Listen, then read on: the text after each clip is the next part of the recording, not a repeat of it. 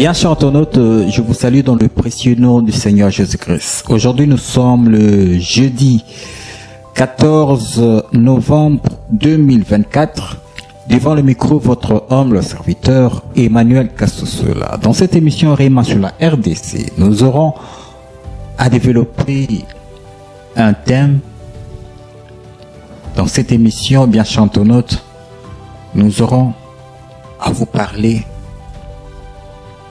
Dans ce temps, nous sommes le temps du soir, le temps où l'Afrique, précisément la RDC, doit jouer un rôle capital, un rôle très important avant la fin de temps, avant l'avènement messianique qui doit survenir dans toute l'humanité. Mais avec la complicité de ma réalisatrice Aïcha Milolo Saïdi, suivons un peu ce passage. Là, c'est dans le livre de Matthieu 21,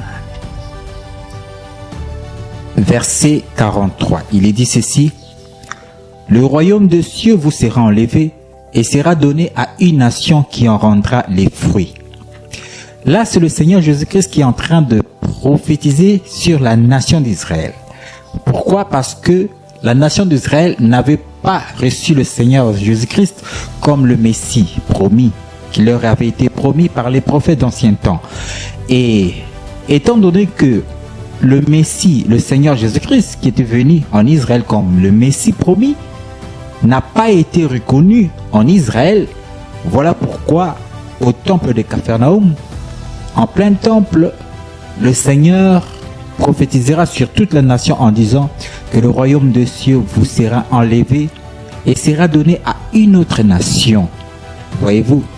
Et là, le Seigneur Jésus-Christ avait prophétisé sur l'élection d'une autre nation, autre que la nation d'Israël. Et cette nation qui est l'heureuse élue, c'est notre nation, la RDC. Voyez-vous? Et c'est la RDC qui doit jouer le rôle que devait jouer Israël. Mais étant donné que la nation d'Israël n'a pas reconnu le Messie, le Seigneur Jésus-Christ comme le Messie, et voilà pourquoi c'est la RDC qui est censée élever le Seigneur Jésus-Christ comme le Seigneur et Sauveur sur le plan étatique, jouer cette mission du temps de la fin avant que survienne l'enlèvement de l'Église, avant que survienne la grande tribulation, avant que survienne la fin du monde. Voyez-vous? Parce que nous devons avoir la connaissance du temps. À quel temps sommes-nous, bien chers internautes? Nous sommes arrivés au temps du soir. Nous sommes arrivés au temps de la fin de l'âge évangélique. Car ce que nous devons savoir, l'âge évangélique a commencé en Asie avec le Seigneur Jésus-Christ. Et l'âge évangélique peut être subdivisé en 4 parties qui représentent les 4 temps. L'Asie qui représente l'hiver, l'Europe qui représente l'automne,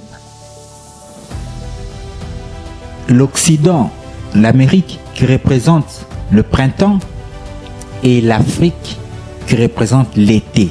Voyez-vous? Le Seigneur Jésus-Christ a été sémé en Asie comme la semence unique que Dieu avait sémée à l'humanité. Lorsque le Messie s'est révélé en Asie, il s'est révélé comme le fils premier-né. Voyez-vous? Le fils premier-né.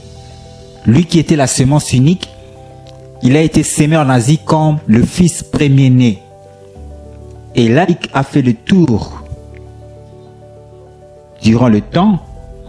Et nous sommes arrivés au temps du soir qui est le temps, comme dit le livre de Romains, le temps de la révélation des fils de Dieu. De la même manière que la sémence qui est sémée sur la terre doit produire plusieurs fruits Et de la même manière, le Seigneur Jésus-Christ qui a été fils premier-né, qui a été sémé dans le monde, car la Bible dit que Dieu a tant aimé le monde qu'il a donné son Fils unique afin que quiconque croit en lui ne périsse pas, mais qu'il ait la vie éternelle. Et le Seigneur Jésus-Christ, lorsqu'il s'est révélé en Asie, il s'est révélé comme le Fils premier-né. Et nous sommes arrivés au temps de la clôture de l'âge évangélique. Nous sommes arrivés au temps de la révélation des fils de Dieu. Et c'est en Afrique que